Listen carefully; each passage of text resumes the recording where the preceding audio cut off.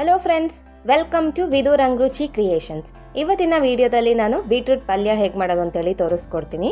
ಇದು ತುಂಬ ಸುಲಭವಾಗಿ ನೀವು ಕ್ವಿಕ್ಕಾಗಿ ಚಪಾತಿಗೆ ಸೈಡ್ ಡಿಶ್ ಆಗಿ ಬೆಳಗಿನ ಬ್ರೇಕ್ಫಾಸ್ಟ್ಗೆ ಮಾಡ್ಕೊಳ್ಬೋದು. ಬನ್ನಿ ಹೇಗೆ ಮಾಡೋದು ಅಂತೇಳಿ ನೋಡೋಣ. ಮೊದಲಿಗೆ ನಾನಿಲ್ಲಿ ಒಂದು ಅರ್ಧ kg ಆಗೋಷ್ಟು ಬೀಟ್ರೂಟ್ನ ತುರ್ಕೊಂಡು ತೊಗೊಂಡಿದ್ದೀನಿ. ಹಾಗೆ ಒಗ್ಗರಣೆಗೆ ಎಣ್ಣೆ, ಸಾಸಿವೆ, ಜೀರಿಗೆ, ಕಡಲೆಬೇಳೆ ಹಾಗೆ ಮತ್ತು ಕರಿಬೇವನ್ನ ತೊಗೊಂಡಿದ್ದೀನಿ. ನೀವು ಬೀಟ್ರೂಟ್ ತುರಿದು ಕೂಡ ಅದು ತೊಗೊಳ್ಬೋದು, ಅಥವಾ ನೀವು ಚಿಕ್ಕದಾಗಿ ಹಚ್ಚಿ ಕೂಡ ಯೂಸ್ ಮಾಡ್ಕೊಳ್ಬೋದು. ಹಾಗೆ ಇಲ್ಲಿ ನಾನು ಒಂದು ದೊಡ್ಡ ಈರುಳ್ಳಿನ ಚಿಕ್ಕದಾಗಿ ಕಟ್ ಮಾಡ್ಕೊಂಡಿದ್ದೀನಿ. ಹಾಗೆ ಒಂದು 5 ಹಸಿಮೆಣಸಿನ್ಕಾಯಿ, ಅರಿಶಿನ, ಗರಂ ಮಸಾಲ ಹಾಗೆ ಧನಿಯಾ ಪುಡಿ ಮತ್ತು ಸ್ವಲ್ಪ ಸಾಂಬಾರು ಪುಡಿನ ತೊಗೊಂಡಿದ್ದೀನಿ. ಹಾಗೆ ಚಿಕ್ಕದಾಗಿ ಕಟ್ ಮಾಡ್ಕೊಂಡಿರೋ ಸ್ವಲ್ಪ ಕೊತ್ತಂಬರಿ ಸೊಪ್ಪು ಮತ್ತು ರುಚಿಗೆ ತಕ್ಕಷ್ಟು ಉಪ್ಪು. ಹಾಗಾದರೆ ಬನ್ನಿ ಈಗ ಹೇಗೆ ಮಾಡೋದು ಅಂತೇಳಿ ನೋಡೋಣ. ಮೊದಲಿಗೆ ನಾನು ಗ್ಯಾಸ್ ಅಂಟಿಸ್ಕೊಂಡು ಒಂದು ಪಾತ್ರೆನ ಇಟ್ಕೊಳ್ತಾ ಇದ್ದೀನಿ. ಪಾತ್ರೆ ಕಾದ ನಂತರ ಇದಕ್ಕೆ ನಾನು ಒಂದು 3 ಟೇಬಲ್ ಸ್ಪೂನ್ ಆಗೋಷ್ಟು ಎಣ್ಣೆನ ಹಾಕ್ಕೊಳ್ತಾ ಇದ್ದೀನಿ. ಎಣ್ಣೆ ಕಾದ ನಂತರ ಇದಕ್ಕೆ ನಾನು ಸಾಸಿವೆ ಮತ್ತು ಜೀರಿಗೆನ ಹಾಕ್ಕೊಳ್ತಾ ಇದ್ದೀನಿ.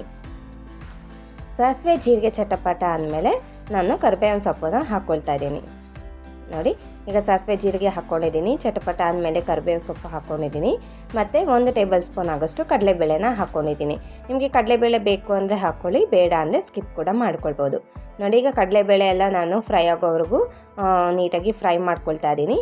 ಈಗ ಇದಕ್ಕೆ ನಾನು ಒಂದು 5 ಹಸಿಮೆಣಸಿನ್ಕಾಯಿನ ಉದ್ದುದಕ್ಕೆ ಕಟ್ ಮಾಡ್ಕೊಂಡು ಹಾಕ್ಕೊಂಡಿದ್ದೀನಿ.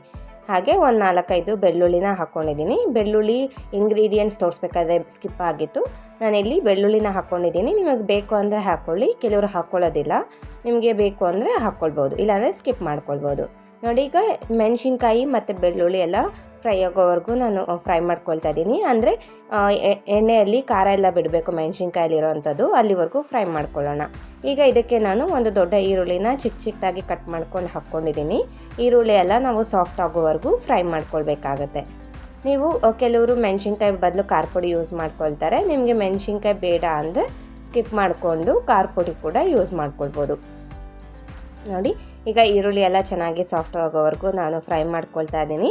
ನಾನಿಲ್ಲಿ ಬೀಟ್ರೂಟ್ನ ತುರಿದು ತೊಗೊಂಡಿದ್ದೀನಿ. ನಿಮಗೆ ತುರಿಯೋಂಥದ್ದು ಬೇಡ ಅಂದರೆ ಚಿಕ್ಕದಾಗಿ ಕಟ್ ಮಾಡ್ಕೊಂಡು ಕೂಡ ಉಪಯೋಗಿಸ್ಕೊಳ್ಬೋದು. ನೀವು ಕ್ಯಾರೆಟ್ ಎಲ್ಲ ತುರ್ಕೊಳ್ತೀರಲ್ವ, ಆ ಥರ ನಾನು ಬೀಟ್ರೂಟ್ನ ತುರ್ಕೊಂಡು ಹಾಕ್ಕೊಳ್ತಾ ಇದ್ದೀನಿ. ನೋಡಿ, ಈಗ ಈರುಳ್ಳಿ ಎಲ್ಲ ಬೆಂದಿದೆ. ಈಗ ಇದಕ್ಕೆ ನಾನು ಬೀಟ್ರೂಟ್ನ ಹಾಕ್ಕೊಳ್ತಾ ಇದ್ದೀನಿ. ಬೀಟ್ರೂಟ್ ಹಾಕ್ಕೊಂಡು ಇದನ್ನೆಲ್ಲ ಚೆನ್ನಾಗಿ ಮಿಕ್ಸ್ ಮಾಡಿಕೊಂಡು ಫ್ರೈ ಮಾಡ್ಕೊಳ್ಬೇಕಾಗತ್ತೆ. ಇವಾಗಲೇ ನೀವು ಏನು ಉಪ್ಪು ಮತ್ತು ಮಸಾಲ ಪುಡಿಗಳು ಏನು ಸೇರಿಸ್ಬೇಡಿ. ಸ್ವಲ್ಪ ಹೊತ್ತು ಇದನ್ನು ನಾವು ಫ್ರೈ ಮಾಡ್ಕೊಳ್ಬೇಕು. ಅಂದರೆ ಲೈಟಾಗಿ ಇದೆಲ್ಲ ಫ್ರೈ ಆಗಿ ಸ್ವಲ್ಪ ಬೇಯಬೇಕು, ಅಲ್ಲಿವರೆಗೂ ನಾನು ಫ್ರೈ ಮಾಡ್ಕೊಳ್ತಾ ಇದ್ದೀನಿ. ಒಂದು 3-4 ನಿಮಿಷ ಇದೇ ರೀತಿ ಫ್ರೈ ಮಾಡ್ಕೊಳ್ಳಿ, ಆಮೇಲೆ ಉಪ್ಪು ಸೇರಿಸ್ಕೊಳ್ಳಿ. ನೋಡಿ, ಈಗ ಇದೆಲ್ಲ ನಾನು ಫ್ರೈ ಆಗೋಕ್ಕೆ ಬೇಯೋದಕ್ಕೆ ಬಿಟ್ಟಿದ್ದೀನಿ. ಈಗ ಇದಕ್ಕೆ ನಾನು ಒಂದು 3-4 ನಿಮಿಷ ಇದೇ ಥರ ಮಾಡಿಕೊಂಡು ಈಗ ಇದಕ್ಕೆ ನಾನು ಚಿಟಿಕೆ ಅರಿಶಿನ ಮತ್ತು ರುಚಿಗೆ ತಕ್ಕಷ್ಟು ಉಪ್ಪನ್ನು ಹಾಕ್ಕೊಳ್ತಾ ಇದ್ದೀನಿ.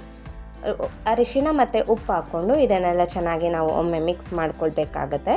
ಮಿಕ್ಸ್ ಮಾಡಿಕೊಂಡು ಇದನ್ನೆಲ್ಲ ಚೆನ್ನಾಗಿ ನಾವು ಫ್ರೈ ಮಾಡ್ಕೊಳ್ಬೇಕು. ಎಲ್ಲ ಇದು ನೀಟಾಗಿ ಬೇಯಬೇಕಾಗತ್ತೆ, ಅಲ್ಲಿವರೆಗೂ ನಾವು ಇದೇ ಥರ ಕೈ ಆಡ್ತಾ ಫ್ರೈ ಮಾಡ್ಕೊಳ್ಬೇಕು. ಕೈ ಆಡಲಿಲ್ಲ ಅಂದರೆ ತಳ ಹಿಡ್ದು ಬಿಡತ್ತೆ, ಆವಾಗ ಕೈ ಆಡ್ತಾ ಬೇಯಿಸ್ಕೊಳ್ಳಿ. ನೋಡಿ, ಈಗ ನಾನು ಇದು ಬೇಯೋದಕ್ಕೆ ಬಿಡ್ತಾ ಇದ್ದೀನಿ. ಅದಕ್ಕೋಸ್ಕರ ಒಂದು ಲಿಡ್ ಕ್ಲೋಸ್ ಮಾಡಿಕೊಂಡು ಬೇಯಿಸ್ಕೊಳ್ತಾ ಇದ್ದೀನಿ. ನೀವು 1-2 ನಿಮಿಷಕ್ಕೆ ಲಿಡ್ ಓಪನ್ ಮಾಡಿಕೊಂಡು ಚೆನ್ನಾಗಿ ಮಿಕ್ಸ್ ಮಾಡಿಕೊಂಡು ಮತ್ತೆ ಕ್ಲೋಸ್ ಮಾಡಿ ಬೇಯಿಸ್ಕೊಳ್ಳಿ, ಯಾಕೆಂದರೆ ತಳ ಹಿಡ್ದು ಬಿಡತ್ತೆ.